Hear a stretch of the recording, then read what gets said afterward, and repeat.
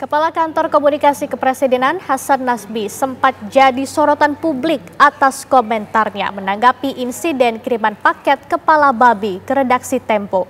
Hasan Nasbi menyebut agar kepala babi tersebut dimasak saja. Dan Presiden Prabowo Subianto saat berdiskusi dengan para pemimpin redaksi menyentil pernyataan Hasan Nasbi ini sebagai komentar yang keliru. Ini apa yang terjadi pas dikirim itu, apa yang terjadi? Ini semacam ancaman kepada para pers. Kebebasan pers, Pak. Udah dimasak aja. Kalau kepala babi udah jadi bangkai, Pak. Dimasak aja. Ada juga anggapan jadi ancaman pembunuhan begitu, Pak. Gimana Pak responnya, Pak? Enggak lah, saya lihat dari media sosialnya Francisca yang wartawan Tempo itu, dia justru minta dikirimin daging babi. Itu kan semacam jokes saja, Pak. Iya, sama artinya dia nggak terancam kan. Buktinya dia bisa bercanda. Kirimin daging babi katanya.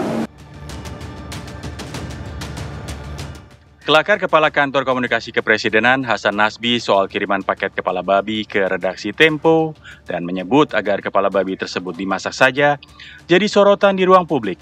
Komentar Hasan Nasbi di Kompleks Istana Kepresidenan beberapa waktu lalu tersebut kemudian menjadi kegaduhan dan polemik di ruang publik. Hasan Nasbi mengungkapkan pengiriman kepala babi itu tak perlu dibesar-besarkan.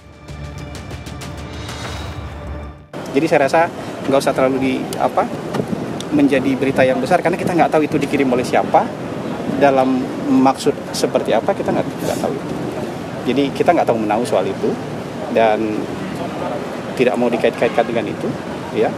Dan kalau dianggapnya bercanda oleh mereka, ya kalau bisa dikirim daging aja bisa dimakan, ya begitu juga bisa dimasak kan. Gitu.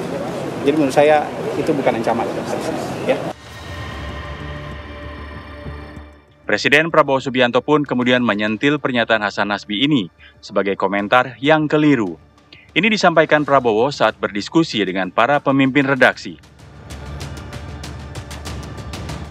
Benar itu ucapan yang menurut saya teledor, itu keliru itu. Ya, saya kira beliau menyesal. Ya. Tapi ini alasan yang saya bisa kasih adalah mungkin ya karena baru dalam posisi pemerintahan yang selalu disorot. Jadi kadang-kadang orang yang dari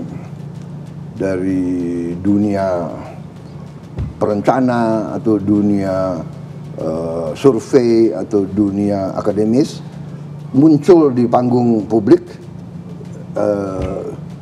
kurang cepat menyesuaikan menurut saya. Oke, terima kasih. Saya itu jawaban saya kepada itu.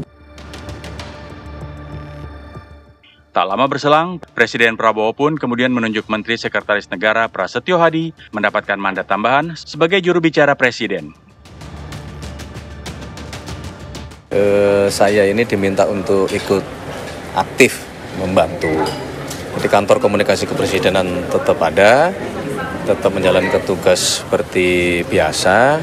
Nah, saya selaku Mensesnek diminta oleh Bapak Presiden diminta untuk ikut aktif membantu, termasuk menteri-menteri teknis lainnya untuk menyampaikan program-program pemerintah, apa yang sedang dikerjakan oleh pemerintah, sedang direncanakan oleh pemerintah, termasuk keberhasilan dari program-program tersebut.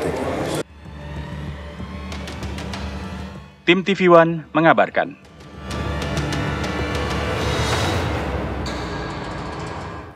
Kepala Kantor Komunikasi Kepresidenan Hasan Nasbi mengundurkan diri dari Kabinet Merah Putih. Menurut Hasan Nasbi, keputusan ini telah dipikirkan dalam suasana tenang dan demi kebaikan komunikasi pemerintahan. Lantas, sosok seperti apa yang tepat untuk menjadi Kepala Kantor Komunikasi Kepresidenan? Langsung saja kita bahas bersama pakar politik Hendry Satrio. Selamat malam, Pak Hendry. Ini Kepala Kantor Komunikasi Kepresidenan Hasan Nasbi mengundurkan diri. Apakah mungkin ini terkait dengan pernyataannya yang sempat kontroversial, Pak? Ya, sebetulnya tidak ada hal yang mengagetkan ya dari mundurnya Hasan Nasbi ini. Sudah banyak sekali pihak yang memprediksi, bahkan seharusnya sudah mundur dari sejak dia berkomentar seperti tidak menghargai pers waktu itu ya. Dia berkomentar tentang kepala babi kemudian dimasak saja, kan itu sebuah komentar yang sangat tidak menghargai pers. Dan luar biasanya pada saat itu pun Presiden Prabowo masih mau pasang badan tuh untuk Hasan Nasbi gitu. Bahkan Pak Presiden mengatakan bahwa keliru pernyataan itu. Saya rasa yang bersangkutan juga menyesal ya.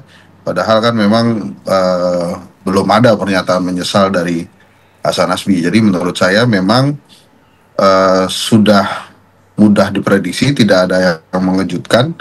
Dan ya nanti tinggal kita lihat apa yang akan dilakukan oleh Pak Prabowo. Karena sebelum-sebelum ini kan Pak Prabowo juga sering mengatakan bahwa dia mengambil alih komunikasi lah waktu itu kan, karena dia tahu bahwa ada yang salah. Nah, yang luar biasa dari Pak Prabowo itu memang dia pasang badan. Jadi dari semua teori politik yang ada, beliau kerjakan semua tuh. Ada teori leadership politik ya, leadership transformasional, ada transaksional, karismatik, semua dilakukan oleh Pak Prabowo dalam mengedepankan leadershipnya. Jadi kalau kemudian beliau menyadari bahwa komunikasi adalah hal yang penting dan akan terjadi pergantian dari kebijakan-kebijakan komunikasi dengan mundurnya Kepala Kantor Komunikasi Presiden, itu akan lebih mempermudah gerak Pak Prabowo nantinya. Jadi menurut saya yakin sekali ini bukan yang mengagetkan. Bahkan Istana sudah melakukan mitigasi sebelumnya kan. Sebelum Hasan mundur itu sudah ada mitigasi seperti menunjuk Menteri Prasetyo sebagai jubir, kemudian termasuk Menteri Wamen Anggaraka Prabowo dan Wamen Yuri Ardianto. Jadi yang pertama menurut saya bukan hal yang mengejutkan. Yang kedua, pemerintah sudah melakukan mitigasi di awal gitu ya. Yang ketiga, menurut saya ini menjadi pelajaran penting bagi seluruh menteri bahwa komunikasi adalah hal yang sangat penting dan harus berhati-hati pada saat menghadapi sebuah isu ya. Gitu kira-kira. Baik, kemudian ini Prasetyo Hadi sudah merangkap juga sebagai juru bicara. Kalau begitu apakah posisi Kepala Kantor Komunikasi Kepresidenan ini masih diperlukan, Pak? Dan siapa, orang seperti apa yang cocok mengisi posisi ini? Ya, itu kan semua tergantung dari Pak Prabowo ya. Yang jelas memang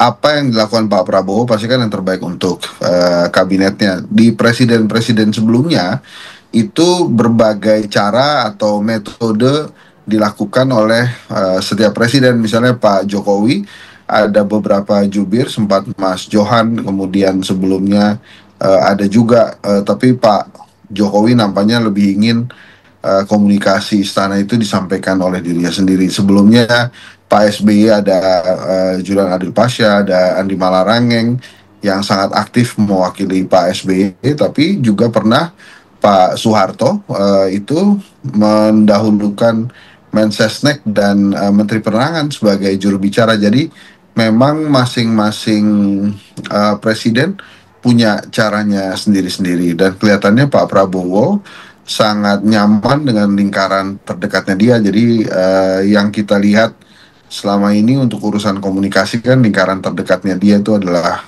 Menteri Prasetyo, kemudian Wamen Anggaraka ya, ada Wamen Sudaryono, kemudian ada Menteri Sugiono hingga Seskap Mas Teddy ya.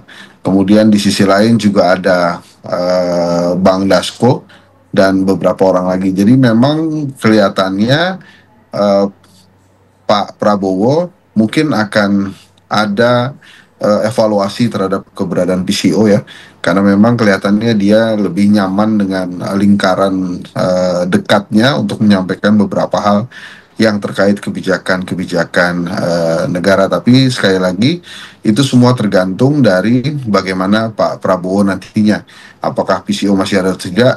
Kan yang bisa merasakan perlu atau tidaknya adalah Pak Prabowo ya. Baik, tentunya kita berharap kita mendoakan semoga kabinetnya lancar aja dan kegiatan-kegiatan atau program-programnya bisa dilaksanakan dengan baik. Ya, baik, tentunya kita berharap semoga komunikasi pemerintahan lebih baik ya Pak ya. Terima kasih Pak Hendri Satrio atas informasi Anda. Terima kasih sudah bergabung bersama kami di Kabar Utama. Selamat malam Pak. Sama-sama, amin.